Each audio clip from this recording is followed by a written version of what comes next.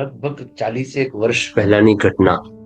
ઈરી અમીનના ત્રાસમાંથી છટકીને માંડ માંડ વતન ભેગા થયેલા કનુભાઈ અને કાંતાબેન જ્યારે મુંબઈના એરપોર્ટ ઉપર ઉતર્યા ને ત્યારે આ દંપતી પાસે સામાનમાં 7 બાળકો ને એના સિવાય એક પણ દાગીનો ન હતો. 3 દીકરા અને 4 દીકરીઓ. પહેરેલા કપડે નાસી છૂટ્યા હતા. કાંતાબહેનનો વસવસો છેક કંપાલા છોડ્યું તે ઘડીથી ચાલુ જ હતો. અરે રે, આ મહેલ જેવડો બંગલો, આ 4 ગાડીઓ, આ કપડા લતા અને સોનાના ઘરેણાથી ઉભરાતા કવાટો, આ બધું અહીં એમને એમ મૂકીને ચાલ્યા જવાનું? જિંદગી ભરની કમાણી આ કાઢિયાઓને સોંપી દેવાની? અને દેશમાં જઈને કરીશું શું? જવાબમાં કનુભાઈએ દિલાસો દીધો, એમ સાવ ભાંગી પડવાની જરૂર નથી કાંતા. જે પાછળ છૂટી ગયું છે એનો વિચાર ન કર. જે કંઈ આપણી પાસે બચ્યું છે એ વિશે વિચાર. કનુભાઈની વાત સાચી હતી. દોરી લોટો લઈને કંપાલામાં આવેલા કનુભાઈએ સમય જતા જ્વેલરીનો ધંધો જમાવ્યો હતો. સોનાના અને હીરાના દાગીનામાં એ મોખરાનું નામ બની ગયા હતા. અત્યારે ભલે બધું પાછળ છૂટી ગયું હોય, આટલા વર્ષોમાં એમણે મબલખ કમાણી વતન ભેગી કરી દીધી હતી. કાંતા, રાજકોટમાં બાપ બાપુજી છે, નાનો ભાઈ છે. તને તો ખબર પણ નહીં હોય, દર વર્ષે હું બા બાપુજીને યુગાન્ડા ફરવાને બહાને તેડાવતો હતો અને પાછા ફરતી વખતે સોનાના દાગીના અને હીરાનું ઝવેરાત મોકલતો હતો. બધો વહીવટ નાનો ભાઈ કરે. આપણી કમાણીમાંથી અત્યારે 40 ઓરડાની વિશાળ હવેલી રાજકોટમાં ઉભેલી છે. બાપુજીએ ટ્રાવેલ્સનો ધંધો જમાવ્યો છે, એ પણ આમ જુઓ તો આપણો જ છે. યુગાન્ડા છોડવું પડ્યું તો છોડવું પડ્યું. તારે જરા પણ દુઃખી થવાની જરૂર નથી. આપણી 7 પેઢી ખાય ને એટલું ધન મેં બાપુજી અને નાના ભાઈને આપી રાખ્યું છે. તારા 4 દીકરાઓ રાજાના કુંવરોની જેમ ઉછરેલા છે અને એમ જ ઉછરશે. કાંતાબહેન આ બધી વાતથી અજાણ હતા. ત્યારે એમને શાંતિ મળી. છેલ્લા 20 વર્ષોમાં એ પતિની સાથે 4-5 વાર વતનની મુલાકાતે આવી ચૂક્યા હતા. પણ ત્યારે એમણે એવું ધાર્યું હતું કે રાજકોટની જાહો જલાલી એમના સસરા અને દિયરની કમાણીનું પરિણામ હશે. છેક આજે સાચી વાતનો પોળ પડ્યો. મુંબઈથી ટ્રેન પકડીને આખો પરિવાર રાજકોટ આવ્યો. કનુભાઈએ અગાઉથી પત્ર લખીને જાણ કરી દીધી હતી કે ગમે ત્યારે અહીંથી ભાગવું પડે તેમ છે. પણ સાવ ખાલી હાથે આવેલા મોટા દીકરાને જોઈને બાપુજીએ મોં બગાડ્યું.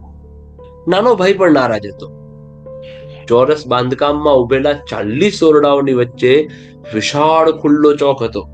એટલો વિશાળ કે એમાં 10 બસો પાર્ક કરેલી હતી, તો પણ ક્રિકેટ મેચ રમી શકાય ને એટલી જગ્યા બચતી હતી.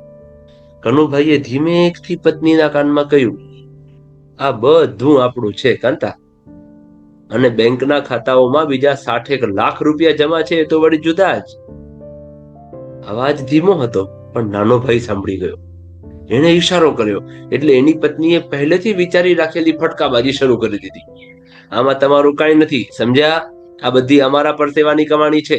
આવ્યા છો તો શાંતિથી 2-4 દિવસ પડ્યા રહો, બાકી કાયમના ધામા નાખવાનો વિચાર માંડી પાડજો. કનુભાઈએ પિતાની સામે જોયું. બાપુજી, તમે કેમ ચૂપ છો? દર વર્ષે હું તમારી સાથે લાખો રૂપિયાના હીરા અને સોનાના દાગીના. બેટા, મને કંઈ યાદ નથી. બાપે પણ ખાલી દીકરા તરફથી મોં ફેરવી લીધું અને ભરેલા દીકરાનો હાથ ઝાલી લીધો. વતનમાં આવ્યા પછીના 24 કલાકમાં જ કનુભાઈ અને એમનો પરિવાર રસ્તા પર આવી ગયો. કોઈ જૂના મિત્રે પોતાના નાનકડા મકાનનો એક રૂમ કાઢી આવ્યો. હવેલીનો માલિક સાંકડી ઓરડીમાં સમેટાઈ ગયો. 2-4 શુભચિંતકોએ કોર્ટ કેસ કરવાની સલાહ આપી, પણ વકીલોએ કહી દીધું કે કનુભાઈ, તમારો કેસ નબળો છે, જીતવાનો કોઈ ચાન્સ નથી.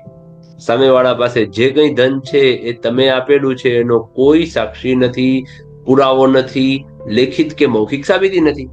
ભૂલી જાઓ બધું. ચોથા દિવસે કનુભાઈને આઘાતના માર્યા હૃદય રોગનો હુમલો થઈ આવ્યો. 15 દિવસ પથારીમાં કાઢ્યા પછી એ અનંતની સફરે ઉપડી ગયા.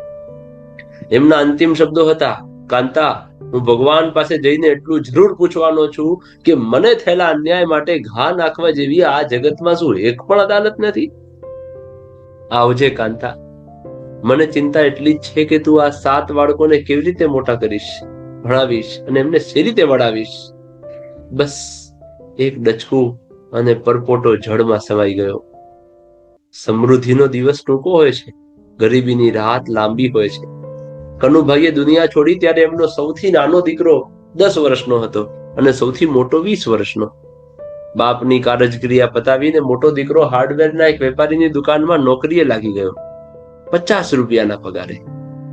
આ ચપટી જેટલા પગારમાં 8 જણા શું ખાતા હશે અને શું પહેરતા ઓઢતા હશે એ કલ્પનાનો વિષય છે. પણ જમાનો સારો હતો, માણસો સારા હતા અને મરનારની સુવાસ બરકરાર હતી, એટલે વાંધો ના આવ્યો. 5 વર્ષ ટીપાયા પછી મોટા દીકરાએ એના શેઠને કહ્યું, પ્રભુ, મારે ધંધો કરવો છે, મદદ કરો. શેઠે સલાહ ના આપી, સહાય આપી. નાની નાની ઉધારી સાથે થોડો થોડો માલ આપવા માંડ્યો. મોટો દીકરો બીજા 5 વર્ષમાં રાજુમાંથી રાજેશ બની ગયો.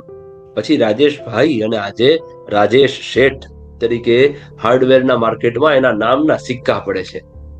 3 બહેનોને સારા ઘરે પરણાવી ને પછી 4 ભાઈઓ પરણ્યા.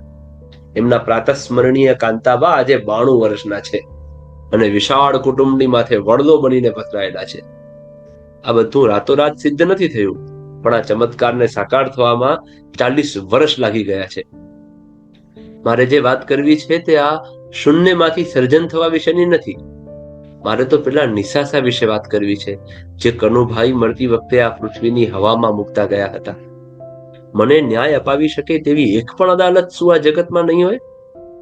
કનુભાઈની પીઠમાં ખંજર ભોંક્યા પછી નાનો ભાઈ બેસુમાર દોલતનો માલિક તો બની ગયો, પણ હરામનો પૈસો એ સાચવી ન શક્યો. દારૂ, જુગાર અને સ્ત્રીઓમાં તમામ ધન ગુમાવી બેઠો. હવેલી વેચાઈ ગઈ, બસો વેચાઈ ગઈ, છોકરા રજડી પડ્યા. એની ખલનાયિકા જેવી બૈરીએ ખાટલો પકડી દીધો. 35મા વર્ષે પક્ષાઘાતનો ભોગ બનીને એ સ્ત્રી પથારીમાં પડી તે છેક 85મા વર્ષે મરીને છૂટી. પૂરા 50 વર્ષ એને મળમૂતરના ખાબોચિયામાં પસાર કરી નાખ્યા. મરતી વખતે પતિને કહેતી ગઈ, આ બધું મોટા ભાઈને ને કાંતા ભાભીને કરેલા અન્યાયનું પરિણામ છે. હું તો મારી સજા ભોગવીને જઈ રહી છું, પણ તમે એમની માફી જરૂર માંગજો. ભત્રીજા રાજેશભાઈના સુંદર બંગલાના પ્રવેશ દ્વાર પાસે જઈને કાકા ઉભા રહ્યા ત્યારે વોચમેને ભિખારી સમજીને તેને મારવા દીધા. એ તો ભલું થાજો કાંતાબાનું કે એમની નજર પડી ગઈ. દિયરે ચોધાર આંસુઓથી ભાભીના પગ પખાડ્યા. ભાભી, મને માફ કરો, કાન પકડું છું. માની ગયો કે ઈશ્વર જેવું કશું છે. એની કચેરીમાં દેર પણ નથી અને અંધેર પણ નથી. કાંતાબાએ એકવાર આસમાન તરફ નજર ફેંકી દીધી, કોઈની સાથે વાત કરી દીધી. પછી મોટા દીકરા રાજેશને બોલાવ્યો, કહ્યું, બેટા, ગઈ ગુજરી ભૂલી જા. આ તારા કાકાને ઘરમાં લે અને એમના દીકરાઓને ધંધામાં પલોટવાનું શરૂ કરી દે. દીકરો બોલ્યો, પણ બા, આમની ઉપર દયા? હા બેટા, બાળપણમાં તારા બાપુજી પેલી વાર્તા સંભળાવતા હતા એ યાદ છે ને? સાધુ અને વીંછીની વાર્તા. બસ તારે સાધુ જેવા સાબિત થવાનું છે, વીંછી જેવા નહીં. કેવી લાગી તમને આ વાર્તા? કોમેન્ટ સેક્શનમાં જરૂર જણાવો. હને હા, ગમી હોય તો સૌ સગાવાલાઓ મિત્રો સાથે શેર જરૂર કરજો અને વિડીયોને લાઈક કરી ચેનલને સબસ્ક્રાઇબ કરવાનું ભૂલશો નહીં. ધન્યવાદ. જય શ્રી કૃષ્ણ.